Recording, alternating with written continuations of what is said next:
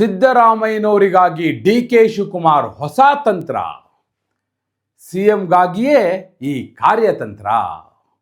ನೋಡಿ, D K Shivakumar ಅವರು ಮುಖ್ಯಮಂತ್ರಿ ಸಿದ್ದರಾಮಯ್ಯನವರಿಗಾಗಿ ಒಂದು ಕಾರ್ಯತಂತ್ರವನ್ನು ಹೆಣೆದಿದ್ದಾರೆ, ಸ್ಟ್ರಾಟಜಿ ರೂಪಿಸಿಕೊಟ್ಟಿದ್ದಾರೆ. ಇದು ಹೈಕಮಾಂಡ್ವರೆಗೂ ಹೋಗಿದೆ. ನಾನು ಹೇಳ್ತೀನಿ ಕೇಳಿ. ಹೈಕಮಾಂಡ್ ಇದಕ್ಕೆ ಪ್ರತಿಕ್ರಿಯೆಯನ್ನು ಕೊಟ್ಟಿದೆ.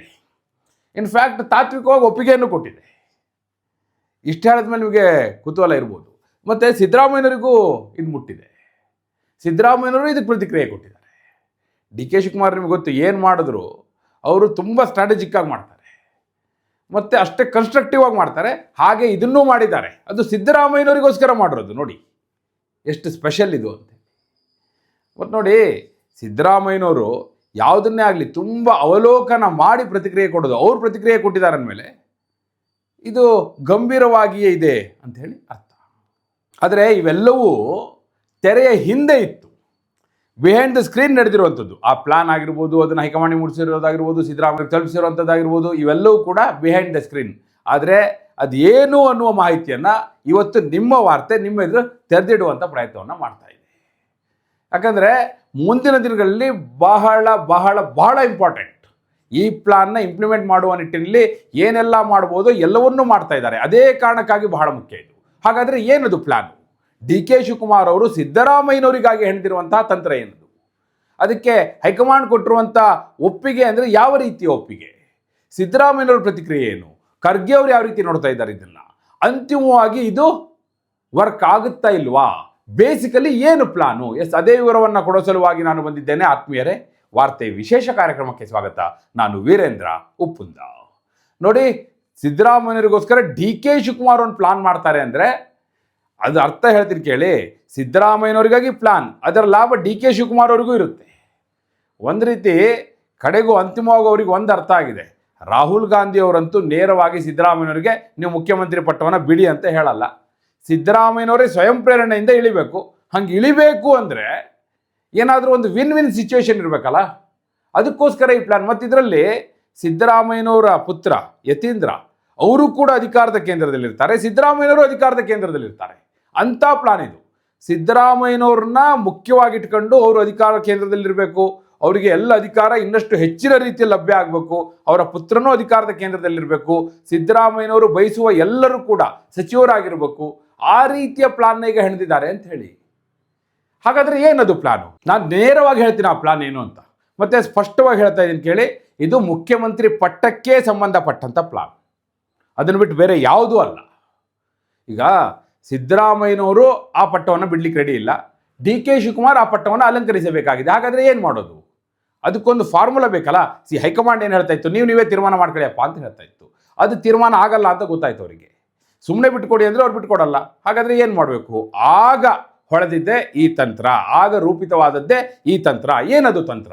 ನೋಡಿ, ಡಿ ಕೆ ಶಿವಕುಮಾರ್ ಅವರ ಪ್ಲಾನ್ ಯಾವ ರೀತಿ ಇದೆ ಅಂದರೆ, ಸಿದ್ದರಾಮಯ್ಯನವರು ಮತ್ತಷ್ಟು ಹೆಚ್ಚಿನ ಅಧಿಕಾರವನ್ನು ಹೊಂದಬೇಕು, ಅಧಿಕಾರ ಕೇಂದ್ರದಲ್ಲೇ ಉಳಿಯಬೇಕು, ಮತ್ತೆ ಮುಂದೆ ಕಾಂಗ್ರೆಸ್ ಅಧಿಕಾರಕ್ಕೂ ಬರಬೇಕು. 2028ರಲ್ಲೂ ಕಾಂಗ್ರೆಸ್ ಅಧಿಕಾರಕ್ಕೆ ಬರಬೇಕು. ಹಾಗೆ ಅಲ್ವ ಅವ್ರು ಪ್ಲಾನ್ ಮಾಡೋದು? ಯಾರಾದರೂ ಇಲ್ಲ 28ಕ್ಕೆ ಬರದೇ ಇದ್ರು ಸರಿ, ಈಗ ಹೇಗೋ ನಾನು ಮುಖ್ಯಮಂತ್ರಿ ಆದರೆ ಸಾಕು ಅಂತ ಹೇಳಿದ್ರೆ ಯಾರು ಒಪ್ತಾರೆ ಅದನ್ನು? ಹಾಗಾಗಿ ಈ ಪ್ಲಾನ್ನ ರೂಪಿಸಿದ್ದಾರೆ. ಹೈಕಮಾಂಡ್ಗೆ ಕನ್ವಿನ್ಸ್ ಮಾಡಿರೋದು ಅದೇ ರೀತಿಯಲ್ಲಿ ಈ ಪ್ಲಾನ್ನ. ಹೈಕಮಾಂಡ್ ಮೊದಲು ಒಪ್ಪಿಗೆ ಸೂಚಿಸ್ತಾದರೂ ಕೂಡ ಈ ಪ್ಲಾನ್ಗೆ ಹೈಕಮಾಂಡ್ ಹೇಳಿದ್ದೇನು ಅಂದರೆ, ನೋಡಿ, ಇದಕ್ಕೆ ಸಿದ್ದರಾಮಯ್ಯನವರು ಒಪ್ಪಬೇಕು. ನಮ್ಮದು ತಾತ್ವಿಕವಾಗಿ ಈ ಪ್ಲಾನ್ಗೆ ಒಪ್ಪಿಗೆ ಇದೆ. ಈ ತಂತ್ರವನ್ನು ಅನುಷ್ಠಾನ ಮಾಡಲಿಕ್ಕೆ ನಾವು ಯಾವುದೇ ರೀತಿಯಲ್ಲೂ ಅಡ್ಡಿ ಇಲ್ಲ. ಆದರೆ ಸಿದ್ದರಾಮಯ್ಯನವರು ಸಂಪೂರ್ಣ ಮನಸ್ಸಿನಿಂದ ಇದಕ್ಕೆ ಒಪ್ಪಿದ್ರೆ ಮಾತ್ರ ಹೈಕಮಾಂಡ್ ಇದನ್ನು ಇಂಪ್ಲಿಮೆಂಟ್ ಮಾಡಲಿಕ್ಕೆ ಮಧ್ಯಪ್ರವೇಶ ಮಾಡುತ್ತೆ ಅಂತ ಹೇಳಿದ್ದಾರೆ. ಅದಕ್ಕೋಸ್ಕರ ಡಿ ಕೆ ಶಿವಕುಮಾರ್ ಅವರು ಏನು ಮಾಡಿದ್ರು, ಸಿದ್ದರಾಮಯ್ಯನವರಿಗೂ ಇದನ್ನು ಮುಟ್ಟಿಸಿದ್ರು. AICC ಅಧ್ಯಕ್ಷ ಮಲ್ಲಿಕಾರ್ಜುನ ಖರ್ಗೆ ಅವರಿಗೂ ಮುಟ್ಟಿಸಿದ್ರು. ಯಾಕಂದರೆ ಇದರಲ್ಲಿ AICC ಅಧ್ಯಕ್ಷ ಮಲ್ಲಿಕಾರ್ಜುನ ಖರ್ಗೆ ಅವರ ಪಾತ್ರ ಬಹಳ ಮಹತ್ವದ್ದು. ನೋಡಿ, ಹಿಂದೆ ಬಿಹಾರದ ಚುನಾವಣೆ ಆದ ಕೂಡಲೇ ಸಿದ್ದರಾಮಯ್ಯನವರು ಹೋಗಿ ರಾಹುಲ್ ಗಾಂಧಿ ಅವರನ್ನ ಭೇಟಿಯಾದಾಗ ಸಂಪುಟ ಪುನರ್ರಚನೆಗೆ ಅವಕಾಶ ಕೊಡಬೇಕು ಅಂತ ಕೇಳಿದಾಗ ಮಲ್ಲಿಕಾರ್ಜುನ ಖರ್ಗೆ ಅವರ ಹತ್ರ ಹೋಗಿ ಮಾತಾಡಿ ಅಂತ ಹೇಳಿದ್ರು. ಡಿ ಕೆ ಶಿವಕುಮಾರ್ ಹಾಗೂ ಸಿದ್ದರಾಮಯ್ಯನವ್ರ ನಡುವೆ ಯಾರಾದರೂ ಒಬ್ಬರು ಮಧ್ಯಸ್ಥಿಕೆ ವಹಿಸಬಹುದು ಅಂದರೆ ಅದು ಮಲ್ಲಿಕಾರ್ಜುನ ಖರ್ಗೆ ಅವರು ಮಾತ್ರ. ಹೀಗಾಗಿ ಅವರ ಪಾತ್ರ ಎಷ್ಟರ ಮಟ್ಟಿಗೆ ಮುಖ್ಯ ಅಂದರೆ, ಅವರಿಲ್ಲದೆ ಈ ಪ್ಲಾನ್ ಅನುಷ್ಠಾನ ಆಗ್ಲಿಕ್ಕೆ ಸಾಧ್ಯವೇ ಇಲ್ಲ. ಅಂತಹ ಪ್ಲಾನ್ ಇದು. ಅದಕ್ಕೆ ಮಲ್ಲಿಕಾರ್ಜುನ ಖರ್ಗೆ ಅವರು ಸರಿ ಆಯ್ತು, ಏನಾಗುತ್ತೆ ನೋಡೋಣ ಅನ್ನೋ ಲೆವೆಲ್ಲಿಗೆ ಒಪ್ಪಿಗೆಯನ್ನು ಕೊಟ್ಟಿದ್ದಾರೆ. ಹೀಗಾಗಿ ಮಲ್ಲಿಕಾರ್ಜುನ ಖರ್ಗೆ ಅವರ ಮುಂದೆಯೂ ಈ ಪ್ಲಾನ್ ಹೋಗಿದೆ ಅಂತ ಹೇಳಿ. ಸರಿ, ಹಾಗಾದರೆ ಏನದು ಪ್ಲಾನು? ನೋಡಿ, ಡಿ ಕೆ ಶಿವಕುಮಾರ್ ಅವರ ಈ ಪ್ಲಾನ್ ಏನಪ್ಪಾ ಅಂದರೆ, ಮತ್ತೆ ಹೇಳ್ಬಿಡ್ತೀನಿ, ಸಿದ್ದರಾಮಯ್ಯವರು ಇದಕ್ಕೆ ಒಪ್ಪಿಗೆ ಕೊಟ್ಟಿಲ್ಲ, ಬಹಿರಂಗವಾಗಿ ನಿರಾಕರಿಸಿದ್ದಾರೆ. ಇನ್ಫ್ಯಾಕ್ಟ್ ಹೈಕಮಾಂಡ್ ತಾತ್ವಿಕವಾಗಿ ಒಪ್ಪಿಗೆ ಕೊಟ್ಟಿದೆ, ಖರ್ಗೆ ಅವರು ಒಪ್ಪಿದ್ದಾರೆ, ಆದರೆ ಸಿದ್ದರಾಮಯ್ಯನವರು ಒಪ್ಪಿಲ್ಲ. ಏನದು ಪ್ಲಾನು?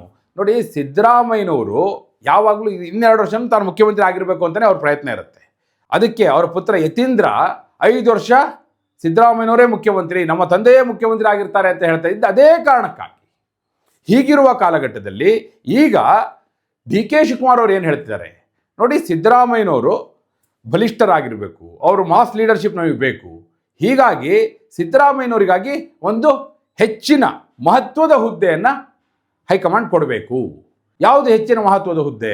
ಪಕ್ಷದೊಳಗೆ ಯಾವುದೂ ಅಲ್ಲ, ಸಂವಿಧಾನಾತ್ಮಕವಾದ ಹುದ್ದೆಯೇ ಆಗಿರಬೇಕು. ಏನು ಸ್ಪೀಕರ್ ಪೋಸ್ಟಾ? ಅದು ಒಪ್ತಾರಾ? ಅವೆಲ್ಲ ರೂಲ್ಡ್ ಔಟ್. ಅವರಿಗೆ ಡಿ ಕೆ ಶಿವಕುಮಾರ್ ಅವರು ಆಫರ್ ಮಾಡ್ತಿರುವಂಥ ಪೋಸ್ಟ್ ಯಾವುದಪ್ಪ ಅಂದರೆ, ನೋಡಿ, ಸಿದ್ದರಾಮಯ್ಯನವ್ರನ್ನ ಮೋದಿ ಅವ್ರನ್ನ ಎದುರಿಸುವ ಹಂತಕ್ಕೆ ತೆಗೆದುಕೊಂಡು ಹೋಗೋದು, ರಾಜ್ಯಸಭೆಯಲ್ಲಿ ವಿರೋಧ ಪಕ್ಷದ ನಾಯಕನ ಸ್ಥಾನವನ್ನು ಕೊಡುವಂಥದ್ದು. ಜೂನ್ 25ನೇ ತಾರೀಕು ರಾಜ್ಯಸಭೆಗೆ ಚುನಾವಣೆ ಇದೆ. ಆಗ ಕರ್ನಾಟಕದಿಂದ 3 ಜನರನ್ನು ಕಳಿಸ್ಬೋದು, ಅದರಲ್ಲಿ ಒಬ್ಬರನ್ನ ಸಿದ್ದರಾಮಯ್ಯನವ್ರನ್ನ ರಾಜ್ಯಸಭೆಗೆ ಕಳಿಸಿ ಅಲ್ಲಿ ಅವ್ರನ್ನ ವಿರೋಧ ಪಕ್ಷದ ನಾಯಕನಾಗಿ ಮಾಡೋದು ಅಂತೇಳಿ. ಸಿದ್ದರಾಮಯ್ಯನವರು ಅದಕ್ಕೆ ಒಪ್ಪಿಲ್ಲ, ನಾನು ರಾಷ್ಟ್ರ ರಾಜಕಾರಣಕ್ಕೆ ಹೋಗಲ್ಲ ಅಂತ ಹೇಳಿದ್ದಾರೆ. ಹೈಕಮಾಂಡ್ ಆಯಿತು, ಸಿದ್ದರಾಮಯ್ಯವರು ಒಪ್ಪಿದ್ರೆ ಇದನ್ನು ಕನ್ಸಿಡರ್ ಮಾಡೋಣ ಅಂತ ಹೇಳಿದ್ದಾರೆ.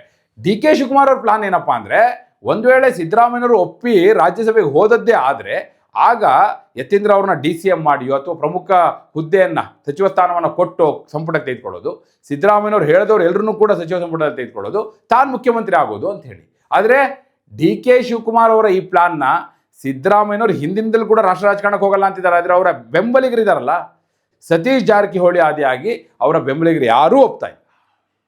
ಆ ಕಾರಣಕ್ಕಾಗಿ ಏನು ಮಾಡಿದ್ದಾರೆ ಈಗ ನೋಡಿ, ಅದೇ ಕಾರಣಕ್ಕಾಗಿ ಈಗ ಬಾಗಲಕೋಟೆ ಹಾಗೂ ದಾವಣಗೆರೆ ದಕ್ಷಿಣದ ಫಲಿತಾಂಶ ಬರ್ತಾ ಇದ್ದ ಹಾಗೆ, ಕೇರಳ ಹಾಗೂ ಅಸ್ಸಾಂನ ಫಲಿತಾಂಶ ಬರ್ತಾ ಇದ್ದ ಹಾಗೆ, ಈಗಾಗಲೇ ಎಲ್ಲ ಹೋಗಿದಾರಲ್ಲ, ಒಂದು ಟೀಮ್, ಸ್ಪಾನ್ಸರ್ಡ್ ಟೀಮ್ ಡೆಲ್ಲಿಗೆ ಹೋಗಿದೆಯಲ್ಲ, ಈಗ ಆ ಟೀಮ್ ಸಚಿವ ಸಂಪುಟ ಪುನರ್ರಚನೆಗೆ ಏನು ಒತ್ತಡ ಆಗ್ತಾ ಇದೆ.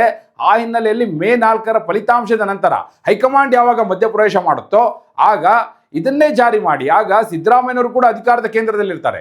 ಲೋಕಸಭೆಯಲ್ಲಿ ರಾಹುಲ್ ಗಾಂಧಿ ಅವರು ಅಪೋಸಿಷನ್ ಲೀಡರ್ ಆಗಿರ್ತಾರೆ, ರಾಜ್ಯಸಭೆಯಲ್ಲಿ ಸಿದ್ದರಾಮಯ್ಯನವರು ಅಪೋಸಿಷನ್ ಲೀಡರ್ ಆಗಿರಲಿ ಅನ್ನುವಂಥ ಆಫರ್ನ ಮುಂದಿಟ್ಟು ತನ್ನ ಮುಖ್ಯಮಂತ್ರಿ ಮಾಡಿ ಅಂತ ಕೇಳ್ತಾರೆ. ಸಿದ್ದರಾಮಯ್ಯವರು ಸುತಾರಾಮ್ ಒಪ್ಪೋದಿಲ್ಲ ಇದಕ್ಕೆ. ಆ ಹಂತದಲ್ಲಿ ನೋಡಿ, ಮಲ್ಲಿಕಾರ್ಜುನ್ ಖರ್ಗೆ ಅವರು ಏನು ನೋಡ್ತಿರ್ತಾರೆ, ಯಾವ್ದಾದ್ರು ಒಂದು ರೂಪದಲ್ಲಿ ಸಿದ್ದರಾಮಯ್ಯನವರು ರಾಜ್ಯಸಭೆಗೆ ಬಂದರೆ ಅವಾಗ ನಾನೇ ಮುಖ್ಯಮಂತ್ರಿ ಆಗಿ ಬಂದರೂ ಬರ್ಬೋದು. ಆ ಆಸೆಯನ್ನು ಅವ್ರು ಇಟ್ಕೊಂಡಿದ್ರೆ ತಪ್ಪೇನೂ ಅಲ್ಲ. ಕಟ್ಟ ಕಡೆಯ ಅವಕಾಶ ಅವ್ರಿಗೆ ಏನಾದ್ರು ಈ ಬಾರಿ ಅವಕಾಶ ಸಿಗೋದಾದರೆ, ಇಲ್ಲ ಅಂದರೆ ಮತ್ತೆ ಅವರ ಜೀವನದಲ್ಲೇ ಸಾಧ್ಯವೇ ಇಲ್ಲ. ಹೀಗಾಗಿ ಹಾಗೇನಾದರೂ ಸಿದ್ದರಾಮಯ್ಯನವರು ಈ ಪೊಸಿಷನ್ಗೆ ಒಪ್ಕೊಂಡಿದ್ದೆ ಆದರೆ ತಾನು ಬಂದರೂ ಬರ್ಬೋದಲ್ಲ. ಡಿ ಕೆ ಶಿವಕುಮಾರ್ ಅವ್ರನ್ನಂತೂ ಯಾವ ಕಾರಣಕ್ಕೂ ಸಿದ್ದರಾಮಯ್ಯನ ಟೀಮ್ ಒಪ್ಪಲ್ಲ. ಆಗ ತಾನು ಮುಖ್ಯಮಂತ್ರಿ ಆಗಿ ಬರ್ಬೋದು ಅನ್ನುವಂಥ ಒಂದು ಆಸೆ ಅವರ ಮನದ ಮೂಲೆಯಲ್ಲಿದ್ದರೆ ತಪ್ಪೇನಿದೆ. ಹೀಗಾಗಿಯೇ ಈಗ ಈ ಪ್ಲಾನ್ನ ಇಂಪ್ಲಿಮೆಂಟ್ ಮಾಡ್ಲಿಕ್ಕೆ ಹೊರಟಿದ್ದಾರೆ. ಆದರೆ ಅಷ್ಟು ಸುಲಭ ಇಲ್ಲ ಇದು. ನಾನು ಹೇಳಿದ್ನಲ್ಲ, ಸಿದ್ದರಾಮಯ್ಯನವರ ಒಪ್ಪಿಗೆ ಇಲ್ಲದೆ ಯಾವುದೂ ಆಗ್ಲಿಕ್ಕೆ ಸಾಧ್ಯ ಇಲ್ಲ. ಆದರೆ ಅಂತಿಮವಾಗಿ ಸಿದ್ದರಾಮಯ್ಯನವರು ಯಾವ ರೀತಿಯ ತೀರ್ಮಾನವನ್ನು ಹೈಕಮಾಂಡ್ ಒಂದು ವೇಳೆ ಇಲ್ಲ ಭವಿಷ್ಯದ ನಾಯಕದ ದೃಷ್ಟಿಯಿಂದ ಏನೋ ಒಂದು ತೀರ್ಮಾನ ಮಾಡಬೇಕು ಅಂತ ಹೊರಟಾಗ ತನಗೆ ಯಾವುದು ಲಾಭ, ಯಾವುದು ಹೆಚ್ಚು ಅನುಕೂಲಕರ, ಯಾವುದರಿಂದ ತಾನು ಅಧಿಕಾರದ ಕೇಂದ್ರದಲ್ಲಿ ಉಳಿಯಬಹುದು, ಕಾಂಗ್ರೆಸ್ ಪಕ್ಷದ ನೀತಿ ನಿರೂಪಣೆಯಲ್ಲಿ ಉಳಿಯಬಹುದು, ತನ್ನ ಮಗನ ಭವಿಷ್ಯ ಭದ್ರ ಆಗ್ಬೋದು, ತನ್ನ ಬೆಂಬಲಿಗರ ಭವಿಷ್ಯ ಭದ್ರ ಆಗ್ಬೋದು ಅನ್ನೋದನ್ನ ಆಲೋಚನೆ ಮಾಡಿದಾಗ ಏನ್ ತೀರ್ಮಾನ ಮಾಡ್ತಾರೋ ಹೇಳಲಿಕ್ಕೆ ಸಾಧ್ಯ ಇಲ್ಲ. ಆ ದೃಷ್ಟಿಯಿಂದ ನೋಡೋದಾದ್ರೆ ಡೆಫಿನೆಟ್ಲಿ ಈ ಪ್ಲಾನ್ ಕೂಡ ಹೈಕಮಾಂಡ್ ಮುಂದೆ ಚರ್ಚೆಗೆ ಬರುವಂಥದ್ದಿದೆ. ಕಡೇ ಹಂತದಲ್ಲಿ ಸಿದ್ದರಾಮಯ್ಯನವರು ಏನಾದರೂ ಇದನ್ನು ಒಪ್ಬೋದಾ? ಡಿ ಕೆ ಶಿವಕುಮಾರ್ ಅವರ ಪ್ಲಾನ್ ಸಕ್ಸಸ್ ಆಗ್ಬೋದಾ? ಅಥವಾ ಸಿದ್ದರಾಮಯ್ಯವರು ಯಾವುದೇ ಕಾರಣಕ್ಕೂ ಮುಖ್ಯಮಂತ್ರಿ ಪಟ್ಟವನ್ನು ಬಿಟ್ಟುಕೊಡುವಂಥ ಪ್ರಶ್ನೆಯೇ ಇಲ್ಲ ಅಂತೀರಾ? ನಿಮ್ಮ ಅಭಿಪ್ರಾಯವನ್ನು ಕಮೆಂಟ್ ಮೂಲಕ ತಿಳಿಸಿ. ಹಾಗೆ ನೀವಿನ್ನು ವಾರ್ತೆ ಚಾನಲ್ನ ಸಬ್ಸ್ಕ್ರೈಬ್ ಮಾಡಿಲ್ಲ ಅಂದರೆ ಈಗಲೇ ಸಬ್ಸ್ಕ್ರೈಬ್ ಮಾಡಿ. ಧನ್ಯವಾದ.